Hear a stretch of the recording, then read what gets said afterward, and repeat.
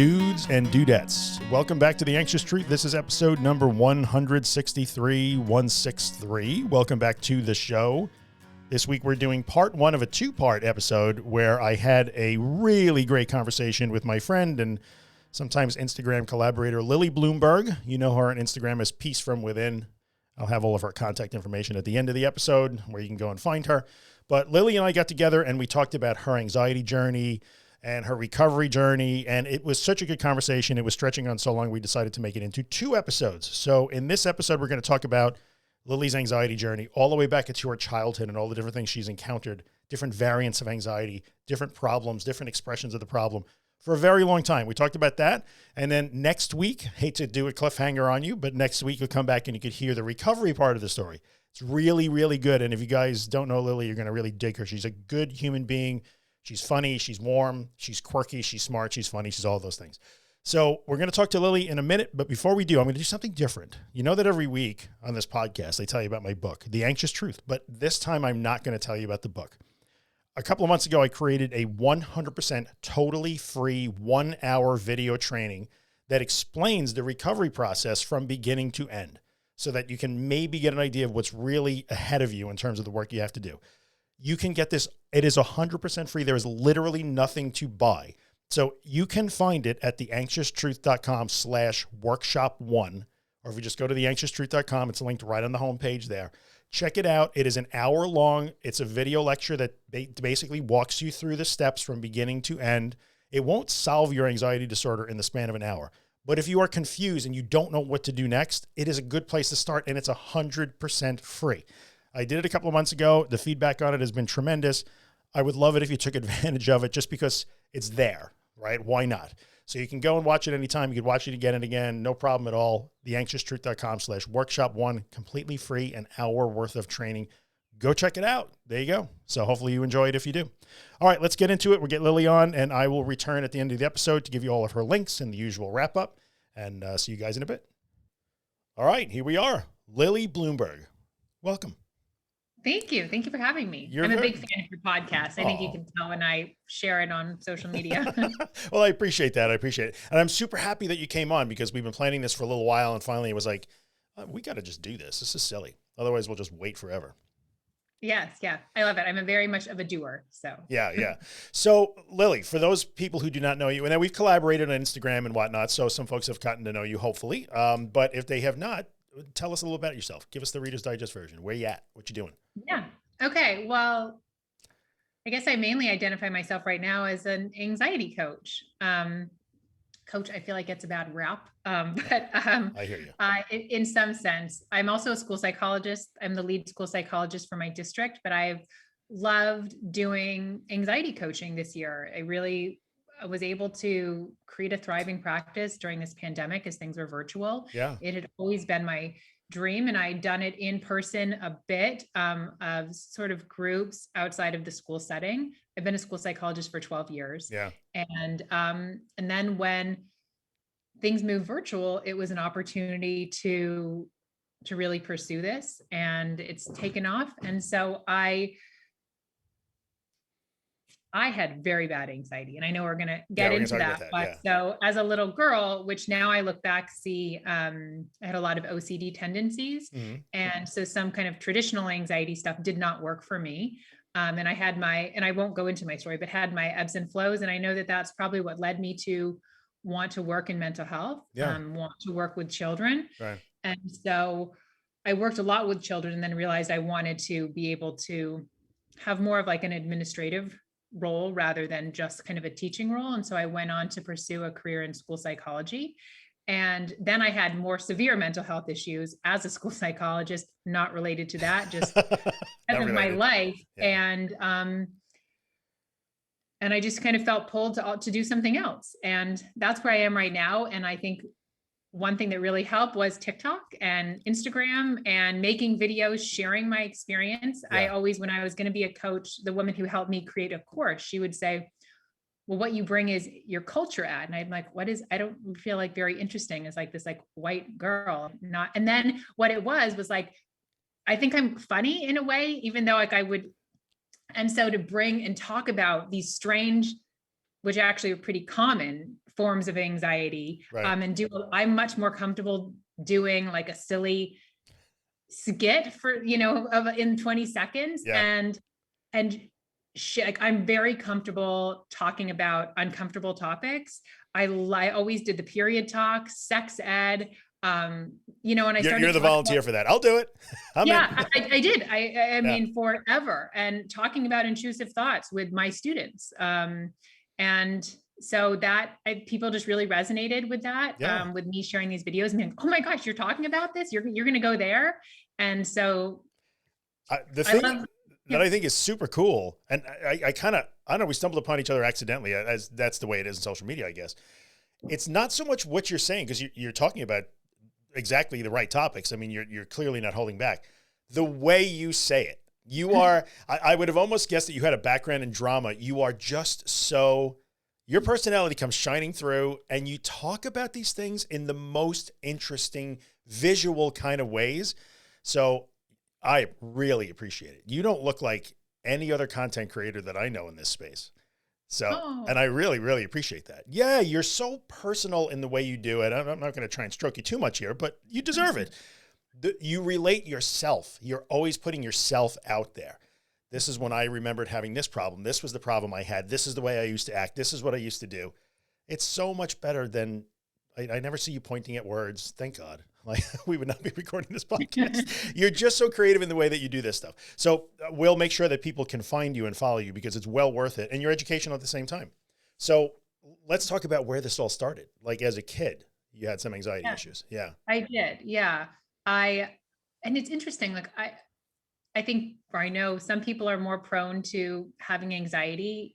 I have a mentor who I'm doing 30 hours of supervision with a psychiatrist who I just love. I've been a fan of him. And so I was asking him, why for me were movies so impactful, and books? I'd see a movie, say, for example, Sybil, about a woman with multiple personality disorders. And I'd also heard, in the chatter that my grandmother, they say, oh, she went crazy, and so when I would think, it was just curious of, like, because my cousin's one of my best friends, who lives here in Los Angeles as well. And like, he could watch a movie, he could hear any of it. There was no anxiety for him. Yeah. But so I was asking the mentor, and some people are more prone to, their alarm is this tension alarm. Some people maybe have a mood alarm, and they might be more prone to depression. Other people maybe physical stuff, but so I was an anxious girl. I thought movies really impacted me. I saw witches, and I think, when my parents would go out to dinner, they are going to die. And I would have a scary thought, and I would have a feeling that would go with it. And I thought that because I had a strong feeling, it meant that thought would be true. Yeah. And I just always thought, or a lot of times, that people were going to break into our home. I'd see things on the news, and my parents love like NPR and KCRW. And so it was like always playing, and not that they talked so much about like break-ins then, but like the news was on, and it just seemed, it's like the world is so scary. Yeah. And to me as a kid, it did. And my parents are the most amazing people. They're very relaxed. They're very positive. They have an amazing relationship. And so they would go out often. They'd go to Europe, and they'd go out to movies and dinner. And then they'd love to like leave the windows open and the doors open. And I thought, like, what is going on? There are really bad people in the world. Like, please, let's lock the doors and like sleep with baseball bats. And like, why are you going out? Okay. But I also could tell that then I would annoy people, because I would be so worried. Yeah. And they weren't. They were not. Yeah. And so I also saw Punky Brewster, which was a show in the 80s. And the mom, I think, abandoned her. And so I thought, honestly, I think it maybe fell away in 7th grade. But even when I changed schools in 6th grade, still thinking, because my mom was like a minute late and to pick me up, and I thought, she's abandoning. Yeah. And I remember my rational brain thinking, why would they wait until you were 11?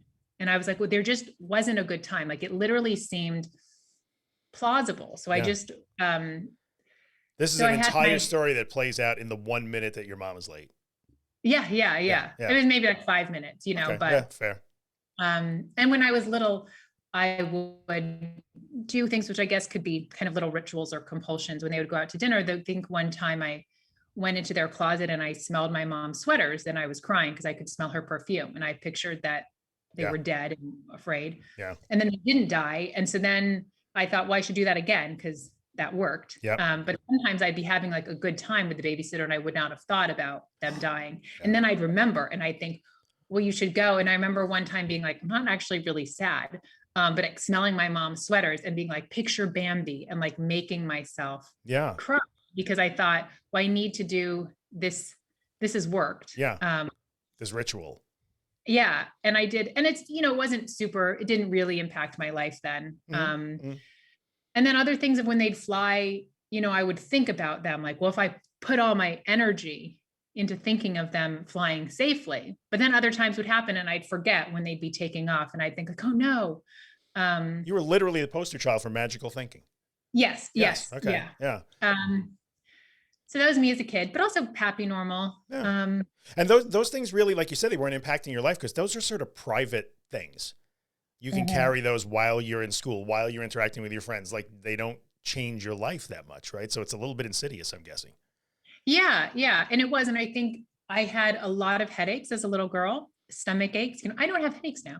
I don't have stomach aches. Yeah. I thought I was prone to headaches. I had to take Advil or Tylenol before I could swallow it. And then I remember my sister trying to like get it, like just annoyed with me of like, put this on a spoonful of peanut butter. And I can't. I so remember that kids cannot swallow pills. Don't know what that is. No, they cannot. No. But I think because I had this tension, this worry, this, churning stomach, the world did feel scary to me. Yeah. It manifested in physical symptoms. And then in high school, I don't know, I'm going so far No, it's back. okay. Yeah, no, people want to hear all of this. I know they do. Yeah. I had social anxiety and I actually had ulcers. So my anxiety would impact me physically. Sure. But I was also social but then I started drinking a lot, actually. Yeah. I had really low self-esteem too. Mm-hmm. I don't know if it's just growing up in LA and I'm very susceptible to people talking about things, so my parents, bless them, were in Los Angeles and would talk about bodies and going on summer diets. And they're very thin and fit and active. They're gorgeous and my role models now, but I'm tall, I'm 5'9". And so to kind of just go and be bigger and, so there was. Yeah. Taller than the other girls and that awkward thing. Yeah. Yeah. With, I started restricting my food early on and I got rewarded for it. And like, oh, look at you, you're so disciplined. And you're so good. And, so I think being anxious and then having food and body issues and then like drinking and smoking weed, I'm like, you can turn off my mind. Like that was really exciting. Yeah, that's like a deadly I would say deadly, that's the wrong word, but it's a bad combination because also that you're prone to suggestibility.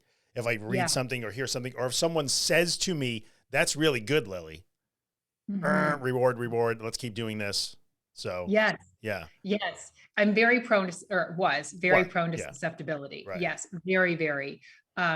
Also on the flip side, I smoked cigarettes and like drank, but those would eat me alive with anxiety because I would think you are going to die. So, every time I quit smoking when I was 21 because every time I do it, I'm like cancer. That's amazing though. So you start smoking at a young age, but quit at a young age. Most people start at a young age and it takes them forever or never to quit. So yeah. And I didn't, at 14, I'd like smoke one cigarette, and then I don't know if I had probably, like 18 and 19 was when I smoked a lot of cigarettes. Right. But I can be very disciplined. So I am a doer. So I said I was going to quit and you did it. And I do it. I'm not all talk, but on that same note, I also drank like a college student. I drank a lot in high school. I'd get drunk. And then my first year of college though, but it caused me so much anxiety that I sent myself to rehab because how normal college kids drink, I thought there was something wrong with that. Okay. I'm sure it was unhealthy for me. No, but you interpreted it as I have a drinking problem. Yeah. Did you though? No, I didn't actually. When I went to rehab, it was a great experience. It helped work out some family issues, but they said to my parents, some people can abuse alcohol, but they don't actually have a drinking problem. Yeah. Okay. And they said, that's what it seems like for Lily, okay. Which is 100% true. I'm not an alcoholic. Right. but it's interesting in how my anxiety would be, which I guess it was just like, well, I'm hey, guessing the alcohol you're going to drink, you're going to smoke weed, it's going to bring you down, but at the same time, it's going to amp up the worry over what I'm doing. yes, 100%. Yeah. You're between a rock and a hard place there. Yeah. Yeah. Which I guess is, yeah. So it's interesting. And that actually drinking alcohol still is a thing that my brain is like very on guard about. Well, that's an aside story, but, okay. So I'm trying to think. So that's high school. And then you get into college. That's high school, college. And so I left college, actually. I don't know how much of this I need to go into. But so I always had my anxiety with ebb and flow. And then I was also really social, though. I mean, I had great friends, great connections. My anxiety never like truly impacted me, like held me back. But after I left college, I left the beginning of my sophomore year and went to rehab. Right. And then I went through more, diagnosing. I had like a neurological evaluation, and I was diagnosed with ADHD, which made a lot of sense. And just depression and anxiety. And I began therapy, and I loved my therapist. I'd had therapy in in the rehab, Yeah, sure. And I loved it. I loved group therapy. I loved individual therapy. And then I had this therapist, and I felt like I could tell her anything. I knew I always had, it was an intrusive thought, but it wasn't sticky. Yeah. I thought I could tell her my worst fear, which was, what if I hit somebody and I drove off? Okay. So I had it hit and run. Yeah. And, but it didn't, in terms of intrusive thoughts, it was not what I later experienced intrusive thought. This was like a normal. Yeah. Like everybody has. Not at all disordered, but like, I knew I could tell her and she'd be like, okay, here's what we're going to do, and I didn't even need to tell her. And that was really, I was thinking, I want to be her. Oh. I want to be this for somebody else, because like I could tell her all of my anxieties that I had experienced. And so then I went back to school to major in psychology. What a great role model. That's a great story.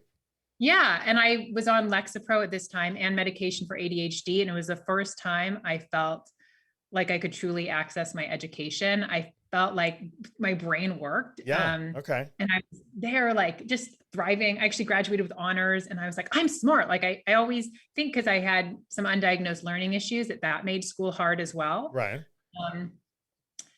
Yeah. And then I went on to be a mom and a school psychologist. Yeah. And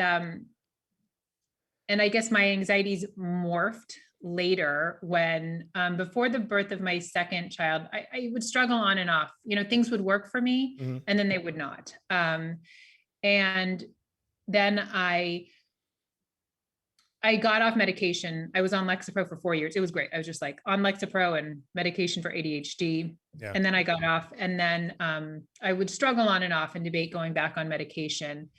And I took Wellbutrin, and it was okay. And then I went off. I just took it for a few months, but then I cycled myself back up against my psychiatrist recommendations, which I do not at all recommend. Okay. So I was like, I'm just going to go back up to my old dose.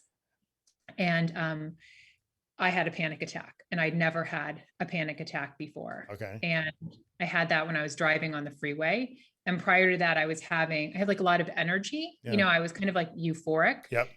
Having intrusive thoughts, and then I experienced derealization in the panic attack. This is when you went up in dose on the Wellbutrin. Yeah, that SNRI. Yeah. And I did that. I don't want to say scare anybody with Wellbutrin. When I did it the first time, in my psychiatrist's advice, I was fine. It was just when I was like, poof, like, who cares? I'm not waiting these months that it took me. That was really bad. And that was when my anxiety was at a whole new level. Like, that was, I guess what I experienced was like disordered anxiety and OCD tendencies.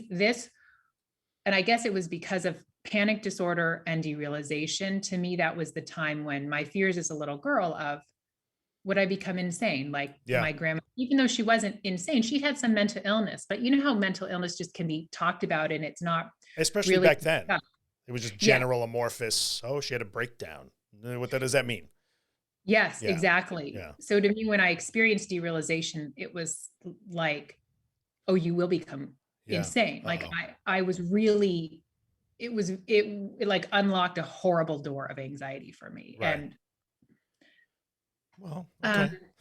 Yeah. So also in this time, in and out of disordered eating. And I guess I kind of forgot that part because it was related to like health anxiety, OCD. Yeah. And I developed orthorexia. So I had an eating disorder. Let's just define that for a second. Orthorexia, which is that need to eat properly, whatever you define as properly or the best, right? Yeah. An unhealthy obsession with health food. Yes. Okay. For most people, it's fitness or health related, but for some, it becomes an obsession in terms of I need to control my anxiety. So I will only eat these 6 foods. Yes. Yeah. And mine was similar. And also mine then had, I guess it went a bit beyond even the food. It was like the healthy lifestyle. Because I had joined CrossFit, nothing on CrossFit, but they kind of promote this paleo lifestyle. And at first I was thinking I can't do it because of my past with an eating disorder. Because I restricted my food and then I was bulimic, but I recovered from that. Those were all going on the same time I set myself to rehab. Yeah. I was also bulimic. And so I got to a good place, and then I was just, for years, I was like, I don't want to diet or anything. Yeah. But then paleo was like on the wall, all this stuff. And so I'm like, all right, let me try it. There's all these Yeah. And I was like, and then I'm very susceptible. So I read it. And also I will do a deep dive. So I read every single paleo book, primal book. I listened to every podcast, and they said, eat this way, avoid these things. You will not have depression. You will not have anxiety, no cancer. And my worries were about my parents' health. They transferred to my daughter's health and my husband's health and mine. And I'm like, ooh, if we eat this way, like that was my whole thing. If I do this, perfect health, sign me up. Sign what's not to love. Yeah. So, and also I am a doer. I will, everyone's always impressed with how strict I am, or I was. But it's very hard to be perfect and try to be social. And so that's when things start to get impactful on your life. Yes. Whereas maybe in the early days, it was a little bit more private and didn't show overtly, but now these are life impacting things. Yes. Yeah, it really was. I wouldn't bring my own, I would bring my own food places. I wouldn't eat. Also, I had a lot of anxiety around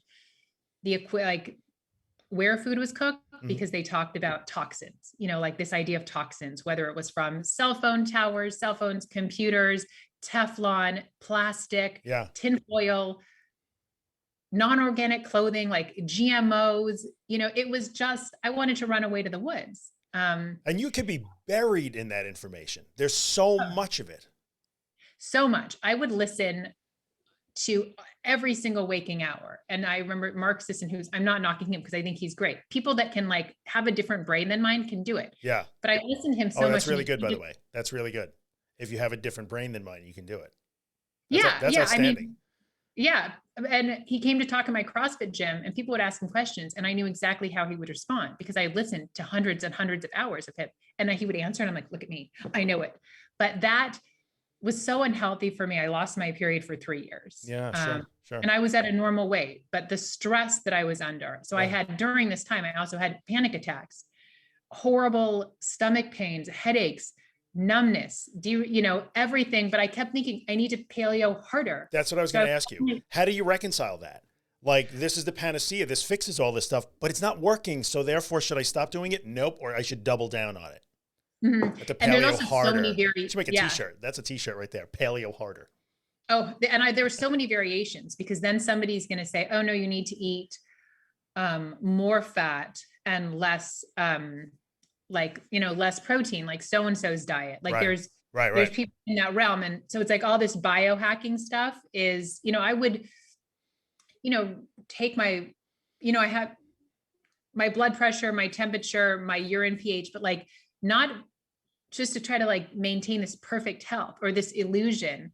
And then some of them would say like, you do cold therapy, and like, I'm just a cold person anyways. But so I'd like sit in front of like they would say to do this, like you take a cold shower and sit in front of the air in your car. And I'd be like, my cold therapy, or eat 25 grams of protein within 30 minutes of waking up, or, and eat only fat. And I was just like always biohacking and thinking, And at one point, like I would eat a lot of like liver, Yeah. and they were Okay. like, then you should have no depression. I'd be like waiting, like, well, and I just thought I was failing. And often it was like that I'd be invited to a party, or like a kid's birthday, and I couldn't win with my daughter Yeah. either because I felt like, here's this beautiful specimen. If I can avoid giving her pizza and cake, she won't get cancer and she won't get anxiety and she won't get depression. But if I also didn't want her to die of anorexia. And so Yeah. just constantly being in the world, my stomach just ached. And every night I'd go to bed thinking what a failure I was. One, because I wasn't loving life. I Yeah. was so disconnected from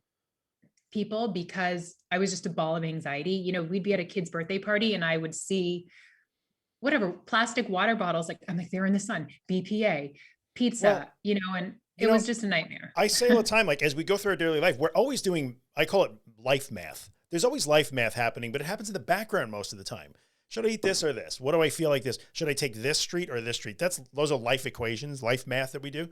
But you become keenly aware of all the life math and you're always running calculations and simulations in your head all the time. That has to be exhausting. Yeah, yes, it was. And Yeah. mine also in my mind, it's night and day to how I think now. It seemed really like life or death, or it seemed like life or cancer and severe mental illness. And so I thought that, so I was constantly in a stress response. I was like hyper stimulated, Yeah. I was, and I'm trying to think. So that was a big part of my life, which also then I had driving anxiety because I would have panic attacks. Right. And that was very tied into, I thought there was this place I could reach where I wouldn't have anxiety. But what I was doing was like, also then I would try a lot of therapeutic things, which involved a lot of work. And in that kind of paleo stuff was about sleep hygiene, which I thought, well, if I do this, I was so scared to like have a panic attack. And I want to make sure I got enough sleep, and I should sleep in a cave too, because that's what they said, so I had like everything to block out every bit of light. And I would like turn off all the Wi-Fi, all the electronics. But I was doing this and I could tell that now we're divorced, but my husband Simon was so annoyed. He was very nice to me, but I was like, I have to sleep at 9 and I need to do all this meditation. All of this is great, but I was doing it to prevent anxiety and to prevent panic, which then put them on this horrible pedestal and made me really small. So I made my life small. And it seems it's interesting because I think a lot of people, I'm not saying anything you don't know, but for people listening, so many people get into that, I must prevent it, and they retreat and become really passive, right? I just have to sit still so that nothing happens. I don't want to move too much. You went the other way. Like, so I talk a lot about how recovery is an active process. You took that to an extreme. Like, I will actively attack every possible variable of anxiety that I can: diet, psychological, sleep, the environment, my everything, exercise, how I breathe, the temperature, I'm guessing. And that's how I'm going to fix this. Yeah, exactly. It's funny. You don't hear from that side so much. This is so interesting. I bet people are going to dig this because you're on the other side of that equation. Yes, I was very, and you supplement, you name it, hypnotherapy, neurofeedback, cognitive behavioral therapy, retreats, yoga therapy, traditional therapy, journaling, affirmations, meditation. I was trained in meditation because I thought, well, then I need to be able to, if I meditated and I did yoga all day long, like I shouldn't be anxious. So I also liked them. It's great for schools and students. But so I got certified to teach meditation and mindfulness in the schools. And so also then to teach yoga to children. And so I would do all this, and I would do exercise, like my morning routine, my night routine, my morning routine. I must eat before breakfast. I would, all of these things that are great, but I was doing them to try and control every variable. I need to fix this problem. Did it ever, so now you become certified to be a mindfulness coach, a yoga teacher. Did you ever feel like, oh my God, I'm such a fraud. How can I be teaching this to people when it is not working for me? Clearly I'm doing it wrong. Did you ever feel that way? Yeah, exactly. Well, because I had a period where I didn't drive to work that much if I could help it. And my colleagues were so great. I had 2 very good friends, and they would say, we're so worried about you. Like, how can we help you get to work? Because it was really hard for me to drive on the freeway. Yeah. And so at one point I would ride my bike. And so I rode my bike in my workout clothes. And, I remember a teacher just saying, because I'd ride my bike and then I teach yoga and meditation and a lot of counseling, and I did a lot of other things, but he just said, you're just the picture of health. And I thought, I am the picture of like mental illness. And I did not, I just thought I was doing it wrong, and I just would try to do it harder. Like, let me take a different form of meditation. And I guess also, since we're on this topic, where I think that's why some things work for people and some people they don't. Like I had a period where meditation was really helpful, but when I did breathing exercises, I had breathing anxiety too. I would hold my breath. And so then my breathing would become very dysregulated. I would have kind of like that, like body sensation OCD. Yeah, sure. I would hyper focus on it. Yep. And I would for weeks at a time. And then you make a mess of your breathing. Yeah, I would. And then my chest would ache, and sure. I would feel lightheaded. So I kept thinking, I need to do breathing exercises. And I would go to breathwork classes, and then but that further messed me up even more. Yeah. So I think there's some things that are great, and I just thought, I was like embarrassed because I thought, why isn't like the square breathing working for me? Why aren't these things working for me? Like I just should keep doing them. And I just kept searching and searching, and some things would work and then some things didn't.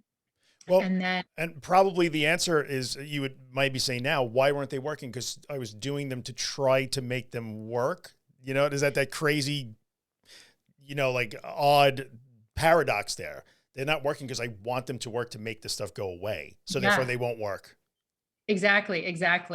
And then what I realized was, there was, because then I was telling my body that anxiety and panic were scary and they were something to be, prevented and tampered down and rushed out. And so then in one of my Google searches, after, I don't know, something else didn't work for me, therapy or something, I found this woman who had like a 7-day anxiety course, and it's my mentor, Sari Taylor, and she was talking about the 3 principles. There you go. And just like a different way of talking about human psychological functioning really allowed me to understand anxiety and understand panic. And I stopped being afraid. I stopped doing. So as you had said that I was, you were in the, like a hyper doing thing. I must do to stop this. Yes. Yeah. And I was very, very hyper doing. Yeah. And this was like letting me know, teaching me for the first time that there wasn't anything I needed to do. And in fact, what I was doing was counterproductive. Yeah. It was keeping me in this fight or flight. It was keeping me hyperstimulated. It wasn't allowing my body to go into a restful state and to also recover from me, my brain getting ready to like defend myself. All the time. All the time. All the time. And so I think it was something about it, this alluring that's like, well, don't do anything. Yeah, when you're exhausted because you're trying to control every variable and do all that math all the time, like when somebody gives you the permission to stop, it must feel really good. Like I don't have to do all this stuff. Like, whew. You know what I want to do? Because we've been at it for 30 minutes. You're going to be 2 podcasts in a row. Okay. So what I'm going to do is we'll end this one here, and sorry guys, like clickbait, but you're going to have to come back next week, and we'll pick it up from here, and then we'll go through and we'll tell the story how you get past all of it and where you are now. So yeah, I'll be back in 2 seconds, and then you guys have to come back next week to hear the rest of Lily's story. So hang on 1 second here. Alrighty then. As promised, if you come back next week for episode 164, we will go through the rest of Lily's story for another half hour. So we'll go through the actual recovery part of the thing and find out where she wound up. So if you're listening in real time, you're going to have to come back next week. If you're binge watching down the road in the future sometime, then by all means, skip on to the next episode and you will get it. Anyway, my thanks to Lily for coming on and for being gracious enough to spend so much time that we had to do 2 podcast episodes. That's a beautiful thing. If you want to find Lily, you can find all of her links at theanxioustruth.com/163. I will link all of her stuff here on the show notes for this episode. You can definitely get her on Instagram at @_peace from within for sure. But go to theanxioustruth.com/163 and I'll have all of Lily's links there if you want to go follow her, which you should because she's just a good human being. As usual, I will play you out with Afterglow by my friend Ben Drake. Ben, thank you as always for the song and letting me use it. You can find Ben at bendrakemusic.com. And I will ask, as I always do, if you are listening on iTunes or some platform that lets you rate and review the podcast, then take a second and leave a 5-star review if you're digging the podcast. And even better, take another minute or so and write a little review for the podcast. Because if you're digging it and it's helping you, then the reviews help other people find it and also get the help, which is why I do this. I would appreciate it. Thanks as always for coming by. Enjoy the music on the way out. We will see you guys next week for episode 164, the rest of Lily's story. Go follow her. Check her out. She's cool. See you guys next week. Yeah, you're doing fine. Now in the city and you're living fast. No looking back or dwelling on the past. You know you'll never get another chance. So go and live.